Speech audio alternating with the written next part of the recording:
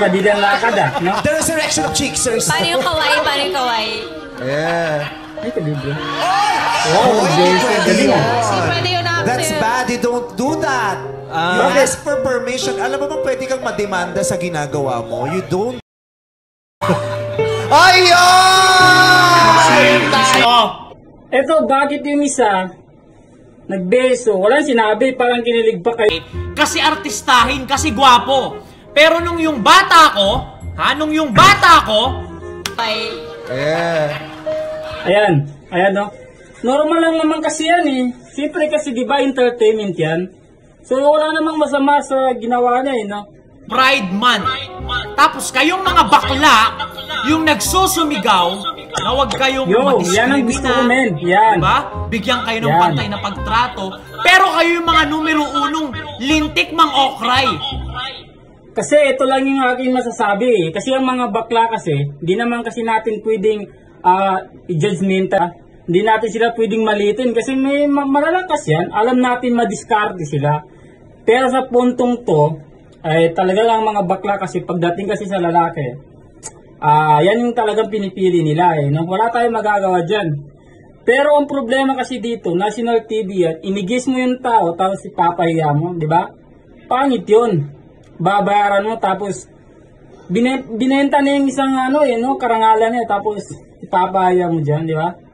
Basta yung sasabi ko sa mga bakla dyan, huwag kayong magbipiling babae. Kahit kailan, hindi kayo magiging babae. Kayong mga bakla kayo, ha? Huwag na kayo kasi mamimili na gwapo pa o ano yan. Kasi wala naman tayong karapatan eh. Una sa lahat kasi, kahit anong gawin nyo, lalaki kayo eh, no? Hindi kayo pwede magmahal ng lalaki, men. Ha? Sa lahat ng mga bakla dyan, call out sa inyo, men. Hindi kayo tol magiging putra. Kung mangyayari man yun na magkakaroon kayo ng asawang lalaki, ha? Hindi na nababalance yung mundo, men. Di ba? Ibig sabihin, nalalapit na yung pagbaba ni Thanos. Isipin nyo na, lalaki to lalaki. No? Napakalaking kahibangan yan. Parito ka pa kahit ang panggawin mo dyan. Lalaki ka pa rin. Hindi magbabago yan. Huwag mong subukan. Masisira ang buhay mo. Okay, what's up mga kabanat? So, panoorin natin yung video ni Idol Ato. Okay? Sa ito kasi mga bakla na to, mga putragis kasi mga bakla na to eh, no? Sila pa kasi mapipili, no? So, panoorin natin muna bago tayo magbigay ng konting reaction video. Yo, check. Isa daw sa mga bata ko yun na argabyado eh. Game. Sige, okay, game, sunod. Isa pang searching na hindi mo napili. Magpakilala ka na, Axel. Okay. My favorite. Hindi pa din ang lakad no? The resurrection of Cheeksers. Paano yung kawaii? Paano yung kawaii? Yeah. Ay, kalibre. Wow, galing Pwede yun natin. That's bad. You don't do that. You ask for permission. Alam mo ba pwede kang mademanda sa ginagawa mo? You don't do that. Ang OA, pwedeng mademanda agad. Ang OA nun, pwede. Bakit kasi mga bakla na to, no? Ito, real talk lang ha. Ito yung reality nangyayari talaga sa mga Pilipino, di ba? Bakit kayo mga bakla? Masyado kayo judgmental, no? Alam niyo, wag na kayong piling babae. Hindi naman kayo magiging babae kahit kailang, lalo na itong siya, di ba? Tuloy natin yung video ni Idol. Mademanda, hindi pwede yung ganon. Oo nga, okay. Kalokohan yun. Pag pangit yung gumawa, pwedeng mademanda. Pero pag gwapo yung gumawa, 1 point. sign ng pagiging gentleman yun. Kaya nga. Beso lang yun eh. Casual na beso. Pinahiyaan nyo yung bata ko sa national TV, oh.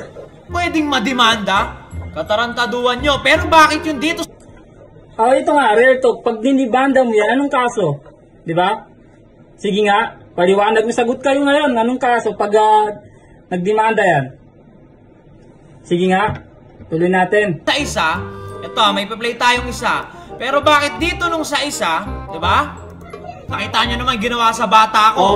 Bumeso yung bata ko, di ba? Pero dahil pangit yung bata ko, pwede na ito mademanda. Pero dito sa isa, Jazz, alika, mapakilala kita kay Nina. Nina, our ito friend, Jazz with a Z.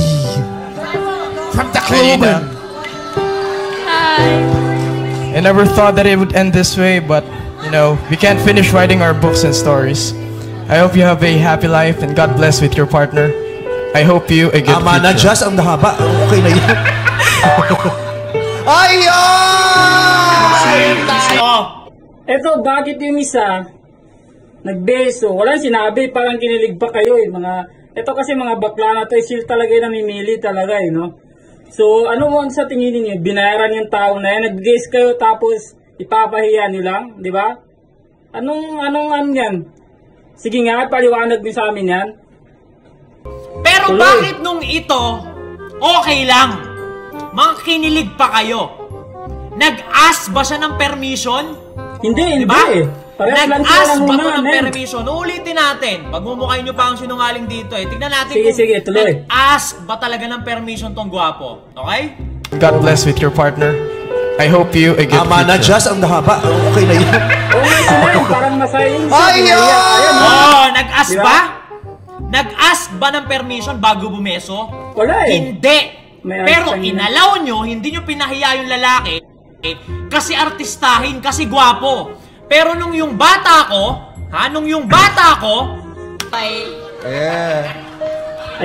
Ayan no.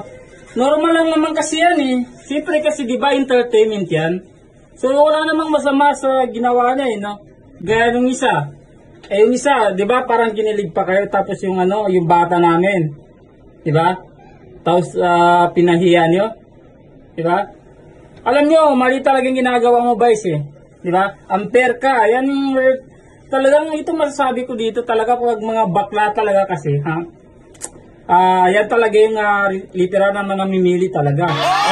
Hoy, hindi pwede Ayan, yun. tuloy. Hindi pwede yun, Axel. That's bad. You don't do that. You ask for permission. Alam mo pwede kang... nung yung bata ko, ay, don't do that. You should ask for permission. Diba? Pwedeng kasuhan. Ito, agree Diba? ako Yung dito bata kaya ko, Yato eh. Hoy, hindi pwede yun. Hindi pwede yun, Axel. That's bad. You don't do that. You ask for permission. Alam mo pwede kang mademanda sa ginagawa mo. nung yung May bata demanda ko yan. yung gumawa, pwede nang mademanda. Pero nung yung gwapo kanina, okay lang. Kilig na kilig pa kayo. National TV yan, oh. Napahiya yung bata ko. Diba? Napahiya yung bata ko. How ironic, diba? How ironic na Pride Month ngayon, Pride Month. Tapos kayong mga bakla, yung nagsusumigaw, na huwag kayong Yan ang gusto ko, men. Yan. Diba? Bigyan kayo ng Yan. pantay na pagtrato. Pero kayo yung mga numero unong lintik mang okray. Kasi ito lang yung aking masasabi eh. Kasi ang mga bakla kasi, hindi naman kasi natin pwedeng judgmental yan eh, di ba? Hindi natin sila pwedeng malitin kasi may malalakas yan. Alam natin madiskarte sila. Pero sa puntong to, ay talaga lang mga bakla kasi pagdating kasi sa lalaki, yan yung talagang pinipili nila eh. No? Wala tayong magagawa dyan. Pero ang problema kasi dito, national TV yan, inigis mo yung tao, tapos ipapahiya mo, di ba? Pangit yun. Babayaran mo, tapos binenta na yung isang karangalan niya, tapos ipapahiya mo dyan, di ba? Tuloy natin na Diba? Kayo yung mga legit man diskrimina eh. Diskriminasyon to, yung gwapo, okay lang. O sige, sabihin natin na yung pagbeso ng walang permiso, hindi tama yun. Okay. Ang tanong, bakit pag gwapo yung gumagawa, inaalaw nyo? Bakit nung yung bata ko yung gumawa, pwede na siyang madimanda? Okay. Bakit? Masagot naman kasi naguguluhan kami. Di ba? Kayong mga bakla yung nagsusumigaw na gusto nyo ng pantay na pagtrato sa society, gusto nyo huwag kayong dinidiskrimina. Dito, anong ginawa nyo sa bata ko? Yung bata ko pangit. Pangit. Okay? Class S na pangit. Bakit nung siya yung bumeso ng walang permiso, pwede na siyang madimanda? Pero bakit nung yung guwapo, okay lang, nakakilig pa? Diba? Kaya merong hashtag Pangit Lives Matter. Kasi habang itong society, ino-okray ng ino-okray, dinadaw yung mga kagaya nating legitimong classes na pangit, merong ako. Diba? na nagsasabi na hindi mo kailangan maging gwapo, magparitoke or what para pumantay ka sa society. Tama yan, Even tama. though lehitimong classes na pangit ka. Diba? Ang dami nagsasabi, illusion ko lang daw, perception ko na lang daw yon na dinidiskrimina kaming mga pangit. Ay ano? Ito lang kasi yung masasabi ko dito, no? Kayong mga bakla kayo, ha?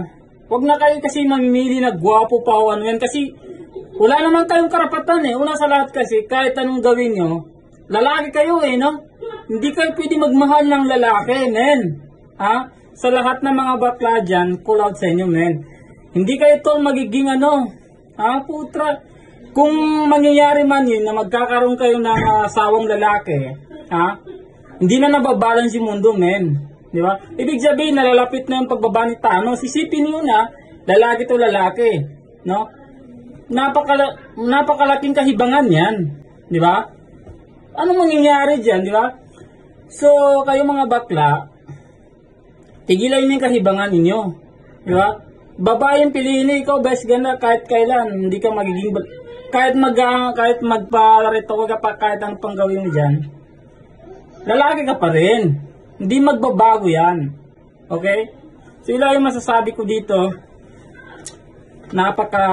kwenta yung ginawa ni Vice dito. Kasi napahiya yung tao, di ba? Kahit sino naman tao, no? Ito lang, saludo ko sa Ibo Sato. Legit ka talaga, no? So, yun yung masasabi ko. Hanggang dito lang mga kabanat. Okay, maraming salamat. Pag-share ang video na to para makarating sa kung sino man ang mga bakla dyan, ha? Wala akong baka kung... Basta yung masasabi ko sa mga bakla dyan, huwag kayong magbipiling babae. Kahit kailan, hindi kayo magiging babae. Yan kasing real talk talaga no? Yung mga bakla, mahilig talaga sa lalaking gwapo. Hindi naman kayo, hindi kayo babae, di ba? Kung may pwede mamili na gwapo, yung babae. Yung lalaki, kayo mga bakla, hindi na. Wala lalaki kayo, anong gagawin niyo dyan, di ba? Katarantaduhan ninyo yan. So yun lang masasabi ko mga kabanat.